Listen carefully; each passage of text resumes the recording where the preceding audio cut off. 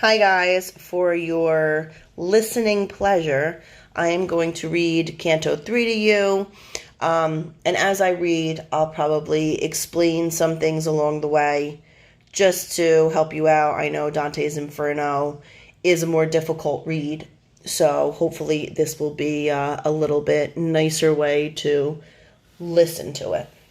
Okay, so Canto 3 is the vestibule of hell, the opportunists.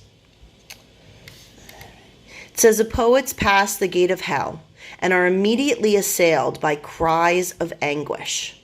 Dante sees the first souls in torment. Because remember, up to this time, Dante was lost in the woods. And then I know you didn't read Canto 2, but those were the virtuous pagans, right? Those were the people that weren't bad. They were good people, but they just didn't believe in Jesus Christ. So they're kind of just like in limbo, in this barren waste of a desert. Nothing bad is happening to them. They're not being tormented, but they're not in heaven. Okay, sorry. So they are the opportunists. Those souls who in life were neither for good nor evil, but only for themselves.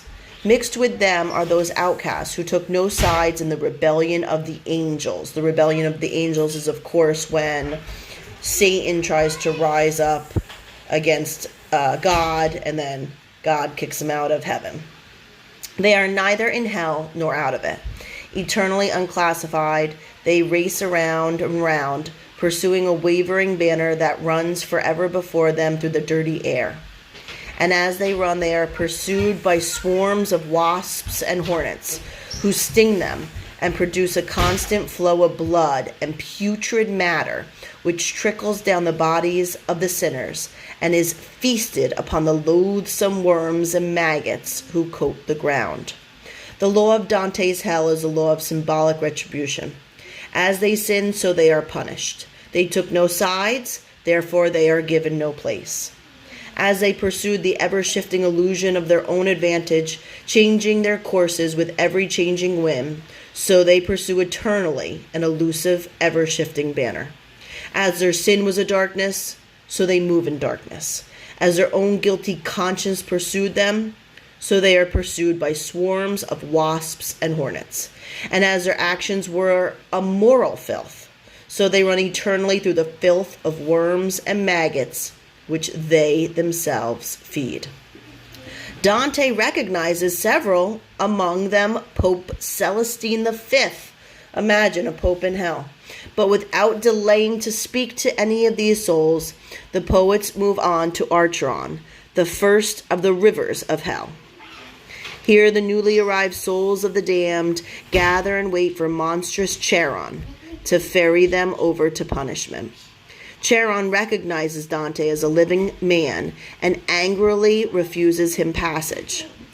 Virgil forces Charon to serve them, but Dante swoons with terror and does not reawaken until he is on the other side. So this is basically a synopsis of what is going to happen. And it's good to read this beforehand, because then as you're actually reading the literature, you know what's going on. So this book that I put online is good for you because it tells you what's going to happen, so the words can just sink in more and you can really realize what is happening here. All right, here we go. So here begins Canto 3. I am the way into the city of woe. I am the way to a forsaken people. I am the way into eternal sorrow. Sacred justice, move my architect. I was raised here by divine omnipotence, primordial love, and ultimate intellect. Only those elements time cannot wear were made before me, and beyond time I stand. Abandon all hope, ye who enter here. These mysteries I read cut into a stone above a gate, and turning I said, Master, what is the meaning of this harsh inscription? And he then, as initiate to novice, here you must pull out all division of spirit and gather your soul against all cowardice. This is the place I told you to expect. Here you shall pass among the fallen people, souls who have lost the good of intellect.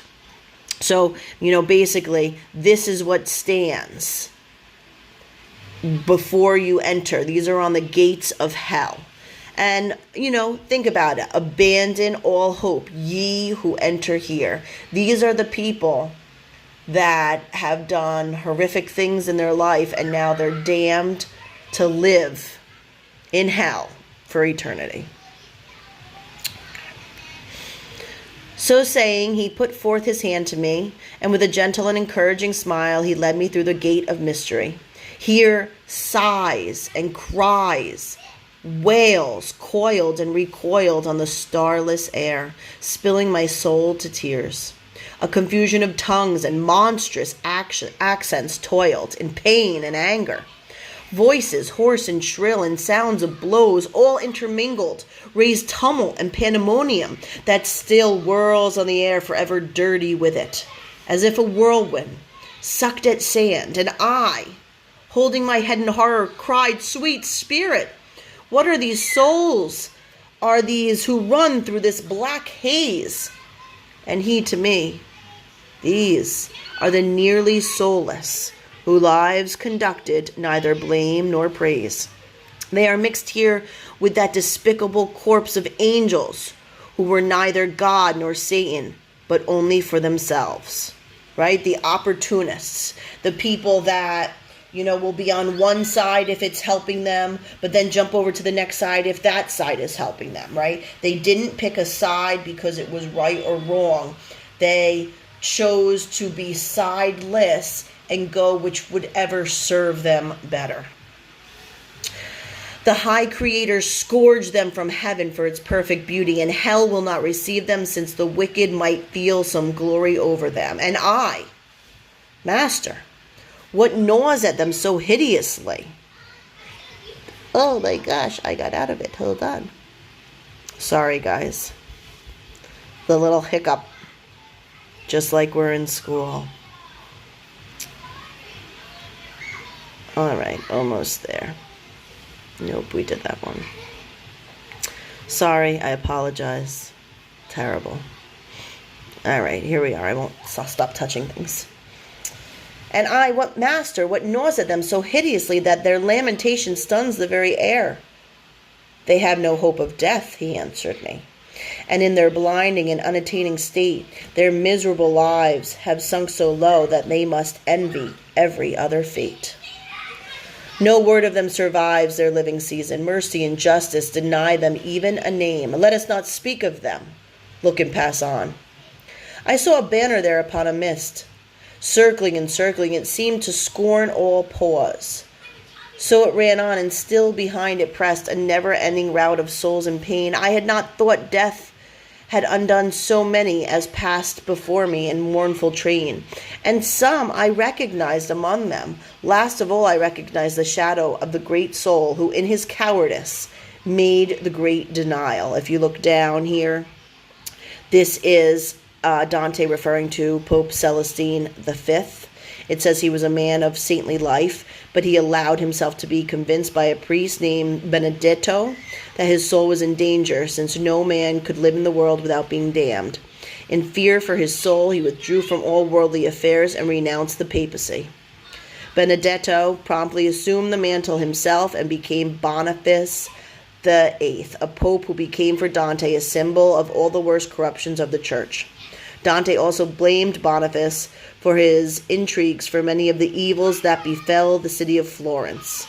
All right, so remember, this is an allegory, and Dante, is trying to get back at the people that have wronged him in life. So that is why this pope would be in hell. And of course, Boniface also will be there eventually because, he wronged Dante. And this is how Dante is getting back at these people. He's basically putting them in hell for the bad things they have done. At once I understood for certain These were that of the retrograde and the faithless crew, hateful to God and to his enemies. These wretches were born and never dead, ran naked in a swarm of wasps and hornets that goaded them the more and more they fled, and made their faces stream with bloody gouts of pus and tears that dribbled to their feet to be swallowed there by loathsome worms and maggots.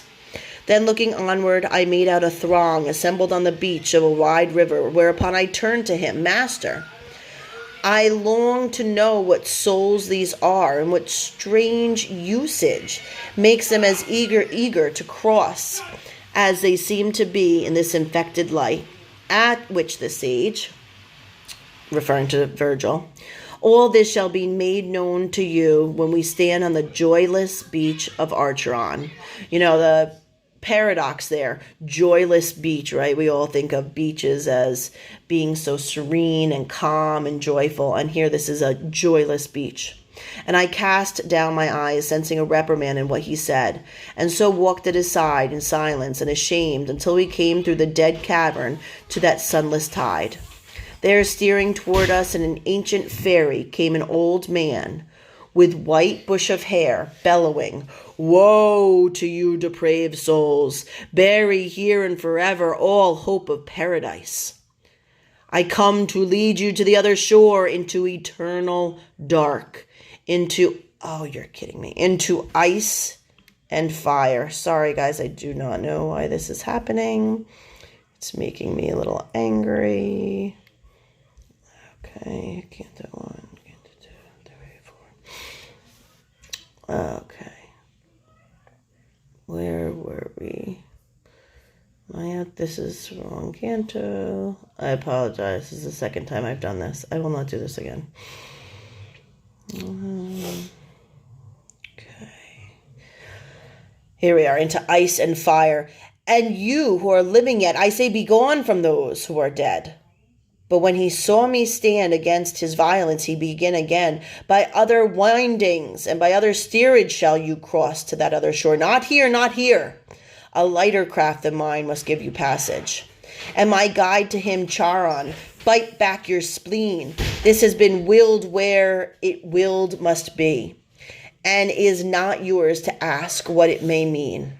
The steersman of that march of ruined souls, who wore a wheel of flame around each eye, stifled the rage that shook his woolly jowls. But those unmanned and naked spirits there turned pale with fear, and their teeth began to chatter at sound of his crude bellow. In despair they blasphemed God, their parents, their time on earth, the race of Adam, and the day and the hour and the place and the seed and the womb that gave them birth. All right, so you could picture all of the men on the beach just crying and cursing their fate.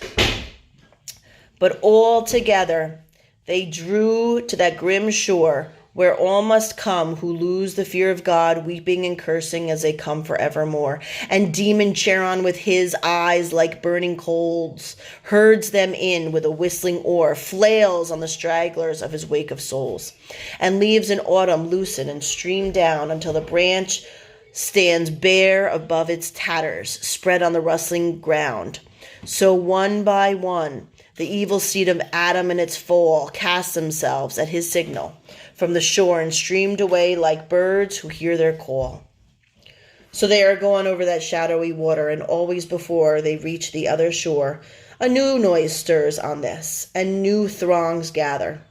My son, the courteous master said to me, all who die in the shadow of God's wrath converge to this from every clime and country. And all pass over eagerly, for here divine justice transforms and spurs them so. Their dead turns wish. They yearn for what they fear. No soul in grace comes ever to this crossing. Therefore, if Charon rages at your presence, you will understand the reason for his cursing. When he had spoken, all twilight country shook so violently. The terror of it bathes me with sweat even in memory. The tear-soaked ground gave out a sigh of wind that spewed itself in flame on a red sky, and all my shattered senses left me, blind, Like one whose sleep comes over in a swoon, I stumbled into darkness and went down. All right, so this is just really the first true vision of hell that Dante lets us see. And think about some of the sights and sounds, the wails, the cries. You see this demon Charon with his burning eyes of coal. These are all images that Dante wants to share with the reader to show us just how desperate hell is, just how horrible it is. So that is Canto 3, seeing the opportunists. And notice how Virgil doesn't even want Dante to speak to the opportunists, right? Those are people that were so selfish and self-centered and out for themselves that Virgil doesn't even want Dante to bother with them.